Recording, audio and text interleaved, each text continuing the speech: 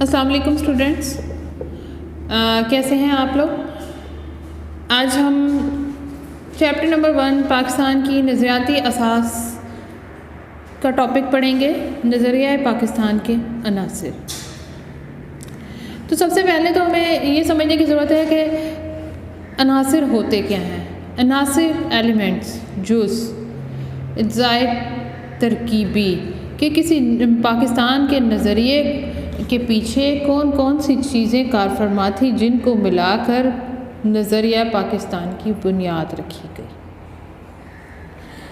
تو ہمارا ملک کیونکہ ایک اسلامی ملک ہے اور ہم سب لوگ مسلمان ہیں، ہمارا مذہب اسلام ہے، تو اس بات کا تو اندازہ ہمیں ہو جانا چاہیے کہ ہمارے ملک میں جو بھی قوانین بنیں گے وہ ان کی بنیاد اسلام ہوگی۔ تو اب جب ہم نظریہ پاکستان کے عناصر کی تفصیل کی طرف جا رہے ہیں تو اس سے صاف ظاہر ہوتا ہے کہ اس کی بنیاد بھی اسلامی پر ہوگی، کیونکہ نظریہ پاکستان کی بنیاد اسلامی نظریہ حیات پر رکھی گئی ہے، اسلام پر رکھی گئی ہے، اسلامک قوانین پر رکھی گئی ہے، تو انہی کو آج ہم ڈسکس کریں گے۔ تو نظریہ پاکستان کے 5 عناصر ہیں، جن میں سے سب سے پہلے عقائد ہیں، نمبر 2 نماز ہے، نمبر 3 قانون کی حکمرانی ہے، نمبر 4 اخوت و مساوات ہے، اور نمبر 5 عدل و انصاف ہے۔ ان سب چیزوں کو سننے اور سمجھنے کے بعد آپ کو یہ تو سمجھ آ ہی گئی ہوگی کہ ان سب کا تعلق ہمارے مذہب اسلام سے ہی ہے، ٹھیک ہے۔ اخوت و مساوات کا درس بھی ہمارے مذہب نے دیا، عدل و انصاف کا بھی، قانون کی حکمرانی، جیسا کہ صرف ہمارے مذہب میں قانون اللہ تعالیٰ کا نافذ کیا ہوا ہے، جس کو ہم سب، حکمرانی اللہ کی ہے، اس کو ہم سب بجا لاتے ہیں۔ نماز جو کہ ہمارے دین کا اہم حصہ ہے، عقائد جن کی تفصیل ہم سب سے پہلے پڑھنے جا رہے ہیں۔ عقائد پہلا جو نظریہ پاکستان کا اہم پوائنٹ ہے وہ کیا ہے؟ عقائد۔ اب عقائد ہوتے کیا ہیں ایکچولی؟ عقائد کہتے ہیں ایمان کے مجموعے کو، یقین کو، اور ہمارا کس چیز پر یقین ہے، ہمارا کس چیز پر ایمان ہے، وہ ہم یہاں پر ڈسکس کریں گے۔ عقائد میں توحید و رسالت آ جاتا ہے، آخرت، ملائکہ، الہامی کتابوں پر ایمان، یہ سب، ان سب کا جو مجموعہ ہے، ان سب پر ایمان لانا جو ہے وہ عقائد کہلاتا ہے۔ اور آج ہم ان کے بارے میں ہلکا ہلکا پہلے مطلب ان کا انٹروڈکشن کر لیتے ہیں، پھر تفصیل، کیونکہ آپ کی بک پر بھی اتنی زیادہ نہیں دی گئی ہے، اس ٹاپک کو اتنا واسٹ نہیں کیا گیا ہے۔ تو سب سے پہلے جو عقائد میں پہلی چیز ہے وہ ہے توحید۔ عقیدہ توحید سے کیا مراد ہے، یہ سب کو پتہ ہونا چاہیے۔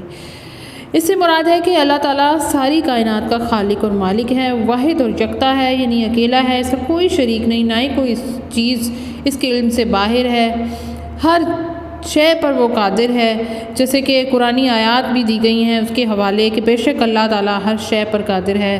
سورہ بقرہ کی آیت نمبر 20 ہے یہ، یعنی کوئی شے اس کی قدرت سے باہر نہیں۔ ایک اور جگہ پہ ارشاد ہے، ارشاد باری تعالیٰ ہے کہ میں زمین میں اپنا نائب بنانے والا ہوں، یہ بھی سورہ بقرہ کی آیت نمبر 30 ہے۔ اس آیت کے مطابق بھی انسان کی حیثیت اللہ تعالیٰ کے نائب کی ہے، یعنی اس کے خلیفہ کی ہے، کہ وہ اس نے اپنے احکامات کی بجا آوری کے لیے جو ہے زمین میں اپنا نائب بنایا ہے، لہٰذا مسلمانوں پر اللہ تعالیٰ کے احکام پر چلنا ضروری ہے۔ اللہ تعالیٰ کے قادر مطلق کیا ہوتا ہے؟ لامحدود قوت کا مالک، بادشاہ، یعنی تمام قوتیں اللہ تعالیٰ کی ہیں نا، اسی کی بادشاہت ہے، کوئی شے اس کی دسترس سے باہر تو نہیں۔ تو قادر مطلق ہونے اور انسان کے نائب ہونے کے عقیدے سے خود بخود یہ بات واضح ہو جاتی ہے کہ انسان اپنی طاقت کی حد تک عمل پر قادر ہے، لیکن اصل قدرت صرف اللہ تعالیٰ کی ہے، اور انسان اپنی طاقت کے مطابق عمل کرے اور نتیجہ اللہ تعالیٰ پر چھوڑ دے۔ تو یہ تھا توحید۔ اب عقائد میں سے سب سے پہلا جو ہمارا عقیدہ ہے یا ایمان ہے وہ کس چیز پر ہے؟ اللہ پر، کہ اللہ ایک واحد و یکتا ہے، پوری کائنات کا خالق و مالک ہے، کوئی اس کا شریک نہیں ہے۔ اب عقائد میں دوسری کیا چیز آ جاتی ہے وہ ہے رسالت۔ عقیدہ رسالت، اس کا کیا مطلب ہے کہ تمام رسولوں پر ایمان لانا، دائرہ اسلام میں آنے کے لیے لازم ہے کہ رسالت کو دل و جان سے تسلیم کیا جائے اور کسی بھی اعتبار سے اس میں شک و شبہ نہ کیا جائے۔ قرآن مجید اور اسوہ رسول کو سرچشمہ ہدایت ماننا اور خاتم النبیین حضرت محمد صلی اللہ علیہ وسلم کو اللہ تعالیٰ کا آخری رسول اور آخری نبی ماننا، اور یہ ایمان رکھنا کہ آپ خاتم النبیین صلی اللہ علیہ وسلم کے بعد کوئی نبی نہیں آئے گا، عقیدہ رسالت کا لازمی جز ہے، اور جو اس سے انکار کرے گا وہ مسلمان نہیں ہے، وہ مسلمان ہو ہی نہیں سکتا۔ تو ہمارا ان چیزوں پر ایمان لانا ضروری ہے۔ ان دو چیزوں کو آپ کی بک میں ڈسکس کیا گیا ہے۔ اس کے علاوہ آخرت پر بھی ہمارا ایمان ہونا چاہیے کہ آخرت ایک دن ضرور، روز حشر جو ہے اس پر ہمارا یقین ہے، پھر ملائکہ یعنی فرشتوں پر، اور الہامی کتابیں جو مختلف نبیوں پر آئیں ان پر بھی ہمارا ایمان لانا ضروری ہے، وہ عقائد کا حصہ ہے۔ اب جو دوسرا عناصر میں سے ہم نے پہلا عناصر ڈسکس کر لیا، وہ کیا تھا؟ عقائد۔ اب دوسرا جو ہے وہ کیا ہے؟ عبادات۔ اب ہم عبادات کی طرف آ جاتے ہیں۔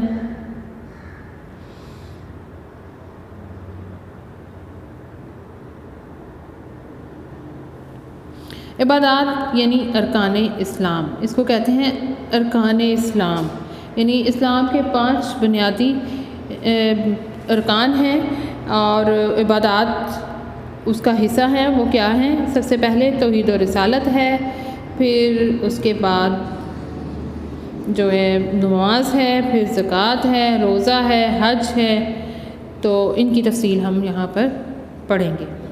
اب توحید و رسالت کو ہم پہلے بھی ڈسکس کر چکے ہیں۔ اب توحید و رسالت جو ہے اسلام کا پہلا رکن ہے۔ توحید کیا ہے؟ اللہ پر ایمان، اللہ کو واحد و یکتا جاننا، اور رسالت اس کے نبیوں پر، رسولوں پر ایمان لانا ہے۔ یہ جو ہے عبادات میں سے پہلا رکن ہے اسلام کا۔ اب ہم دوسرے رکن کی طرف آ جاتے ہیں، وہ کیا ہے؟ نماز۔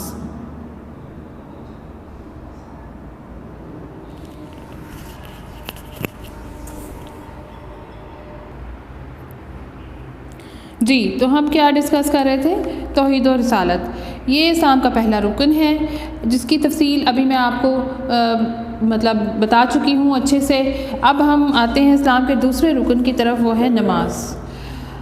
اللہ تعالیٰ نے قرآن مجید میں کئی مقامات پر نماز کی ادائیگی کا حکم دیا ہے۔ نماز کو مقررہ اوقات کے مطابق ادا کرنا فرض ہے۔ اللہ تعالیٰ نے قرآن مجید میں جگہ جگہ اس کے بارے میں ارشاد فرمایا ہے، اور ایک جگہ پر اس طرح سے ارشاد فرمایا کہ بے شک نماز کا مومنوں پر اوقات مقررہ میں ادا کرنا فرض ہے۔ دراصل نماز قائم کرنا دین اسلام کو قائم کرنے کا وہ نمونہ یعنی مثال ہے جس کا مظاہرہ ہر روز ہوتا ہے، اور اللہ تعالیٰ کی اطاعت کا ایسا ہی نظام پورے معاشرے میں قائم ہونا چاہیے۔ اطاعت یعنی فرما برداری۔ اس کے بعد ہم زکوٰۃ کی طرف آ جاتے ہیں، جو کہ عبادات میں سے اسلام کا تیسرا رکن ہے، اور آپ کو پتہ ہی ہے زکوٰۃ کیا ہے۔ زکوٰۃ ہماری مالی عبادت جسے کہا جاتا ہے، ہمارے مال کو پاک کرنے کا ذریعہ ہے۔ یہ صاحب استطاعت لوگ جو کہ جن پر زکوٰۃ فرض ہو گئی ہے، جن کے پاس اتنا مال و دولت موجود ہے، تو وہ ہر سال جو ہے یکم رمضان المبارک کو زکوٰۃ ادا کرتے ہیں، اور اسلام کے معاشی نظام کی مضبوطی کا یہ ذریعہ ہے۔ زکوٰۃ کے نظام کی وجہ سے دولت چند ہاتھوں سے اکٹھی ہونے کے بجائے گردش میں رہتی ہے، اور معاشرے کے غریب طبقے تک بھی پہنچ جاتی ہے۔ تو زکوٰۃ کا نظام اس لیے اسلام کا حصہ ہے تاکہ روپیہ پیسہ چند ہاتھوں میں مرتکز ہو کر نہ رہ جائے، بلکہ غریبوں، مسکینوں اور مستحقین تک بھی پہنچ جائے۔ اس کے نظام جیسے ہمارے ملک میں جو موجود ہے، وہ بینکوں میں موجود رقم کو میں سے جن کے بھی اکاؤنٹس میں موجود ہوتی ہے، وہ یکم رمضان المبارک کو 2.5% ان کے اکاؤنٹ میں سے کٹوتی کر لی جاتی ہے زکوٰۃ کی مد میں، اور اس کو زکوٰۃ کونسل کے ذریعے مختلف علاقوں میں بلکہ پورے ملک میں ہر جگہ پر مستحقین کو پہنچا دی جاتی ہے۔ روزہ اسلام کا چوتھا رکن ہے، اور تمام عبادات کی طرح روزہ بھی فرض کا بہترین اظہار ہے، اور بندے اور اللہ تعالیٰ کے درمیان قربت یعنی نزدیکی کا ذریعہ بھی ہے۔ جیسے زکوٰۃ کو مالی عبادت کہا جا سکتا ہے، اسی طرح روزے کو بدنی عبادت بھی کہا جا سکتا ہے۔ تو اس کے بعد ہم پانچواں رکن ہے حج اسلام کا پانچواں رکن ہے، جو صاحب استطاعت لوگوں پر فرض ہے۔ حج کے موقع پر اللہم لبیک کی پکار مسلمانوں کے اتحاد اور بھائی چارے کی ایسی مثال ہے جو دنیا میں کہیں نظر نہیں آتی۔ اب ہم اپنے نظریہ پاکستان کے تیسرے عنصر کی جانب بڑھتے ہیں، وہ کیا ہے؟ قانون کی حکمرانی۔ قانون کی حکمرانی اسلام کے نظام کی اہم خوبی ہے۔ اس کی بنیاد اس تصور پر ہے کہ قانون کا سرچشمہ صرف اللہ تعالیٰ ہے۔ قرآن اور رسول قانون کی بنیاد ہیں۔ بادشاہ اور غلام بھی اس قانون کے سامنے برابر ہیں۔ یوں کہا جا سکتا ہے کہ اسلام کے نظام میں جمہوریت کی روح موجود ہے۔ حکمرانوں کو باہمی مشورے کے ذریعے فیصلوں پر پابند کر کے جمہوریت کی مہر لگا دی گئی ہے ان پر، اور شرط یہ ہے کہ تمام فیصلے قرآن و سنت کی روشنی میں ہوں۔ چوتھا پوائنٹ ہے اخوت و مساوات۔ اب اخوت کیا ہوتی ہے؟ اخوت کہتے ہیں بھائی چارے کو، اور مساوات ہوتی ہے برابری۔ تو اسلامی معاشرے میں اخوت و مساوات کو خاص اہمیت حاصل ہے۔ مدینہ منورہ میں جب اسلامی حکومت قائم ہوئی تو اس میں بھی اخوت اور مساوات مثالی تھی۔ آج بھی اسلامی معاشرہ اسی اخوت اور بھائی چارے اور مساوات کا تقاضا کرتا ہے جو مواخات مدینہ میں نظر آئی تھی۔ اسلام سے پہلے اس اصول کی شدید کمی تھی، لوگ ایک دوسرے کی جان کے دشمن تھے، لیکن مدینہ کی ریاست کے وجود سے خاتم النبیین حضور اکرم صلی اللہ علیہ وسلم نے حقوق العباد یعنی بندوں کے حقوق پر عمل کرتے ہوئے یتیموں، بیواؤں اور ناداروں پر شفقت کرنے کی تلقین کی۔ آپ خاتم النبیین نے لوگوں کو زندگی بسر کرنے کا ضابطہ یعنی طریقہ دیا تاکہ لوگ آپس میں محبت سے رہ سکیں اور معاشرے میں بھائی چارے اور مساوات کی فضا قائم ہوں۔ آپ خاتم النبیین نے زکوٰۃ اور خیرات کے نظام کو وضع کیا اور سود کو حرام قرار دیا، کیونکہ اسلام میں دوسروں کے استحصال یعنی لوٹ کھسوٹ کی کوئی گنجائش موجود نہیں ہے۔ تو یہ تھا اخوت و مساوات۔ اس کے بعد نظریہ پاکستان کا آخری عنصر ہے عدل و انصاف۔ عدل و انصاف کے بغیر کوئی بھی معاشرہ ترقی نہیں کر سکتا، لہٰذا عدل و انصاف کا تقاضا ہے کہ معاشرے میں ہر کسی کو اس کا حق ملے، یعنی ہر ایک کے ساتھ انصاف کیا جائے، عدل برتا جائے۔ تو جہاں پر انصاف پر مبنی معاشرہ ہوگا وہاں معاشرے کی دوسری خرابیاں خود بخود ٹھیک ہو جائیں گی، کیونکہ اس طرح کوئی کسی کا حق غصب نہیں کرے گا، یعنی حق نہیں مارے گا، سزا کے خوف سے کوئی بے ایمانی یا ناانصافی کا مرتکب نہیں ہوگا، یعنی بے ایمانی یا ناانصافی نہیں کرے گا۔ تو قبل از اسلام اور بعد از اسلام عدل و انصاف کی حالت جو ہے کچھ اور طرح سے تھی۔ طلوع اسلام سے پہلے اس قسم کی بے ایمانی کہ طاقتور کو سزا دینا طاقتور کو سزا نہ دینا جبکہ کمزور کو سزا دینا عام تھی، لیکن اسلام کے بعد عدل و انصاف کا بول بالا ہوا، معاشرے میں عدل و انصاف کی فضا قائم ہوئی اور مسلمان معاشرے میں انصاف ایک اہم ضرورت بن گیا۔ اس طرح عدل و انصاف کی ضرورت جو ہے زندگی کے ہر شعبے میں ہوتی ہے۔ عدل و انصاف کے نفاذ کو ممکن بنانا عدالتی نظام کی ذمہ داری ہے۔ اب جیسے ہمارے ملک میں جو عدالتیں موجود ہیں وہاں پہ شرعی قوانین موجود ہیں اور وہاں پہ لوگوں کو انصاف فراہم کیا جاتا ہے، ان کی ذمہ داری ہے، یہ ان کا فرض ہے کہ لوگ جب اپنے مسائل لے کر ان کے پاس آئیں تو ان کا مسئلے کو سننے کے بعد انصاف سے کیا جائے اور اس عدل و انصاف سے ان کا فیصلہ کیا جائے اور جو سزا کا حقدار ہے اسے سزا دی جائے۔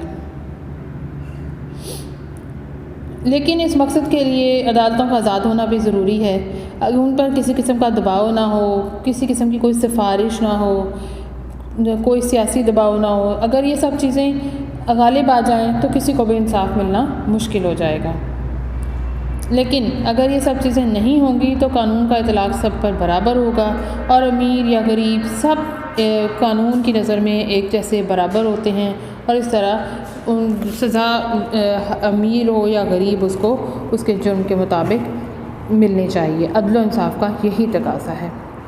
تو عدل و انصاف کی ہمارے مذہب میں بہت زیادہ مطلب اس پر زور دیا گیا ہے۔ ہمارے نبی نے بھی اس کا جو ہے بہت سارے ایسے نمونے پیش کیے، جن میں سے جیسے ہمارے نبی کا فرمان ہے کہ جو قوم عدل و انصاف کو ترک کر دیتی ہے تباہی اور بربادی اس کا مقدر بن جاتی ہے، یعنی جو عدل و انصاف چھوڑ دیتے ہیں وہ قومیں تباہ ہو جاتی ہیں، ختم ہو جاتی ہیں۔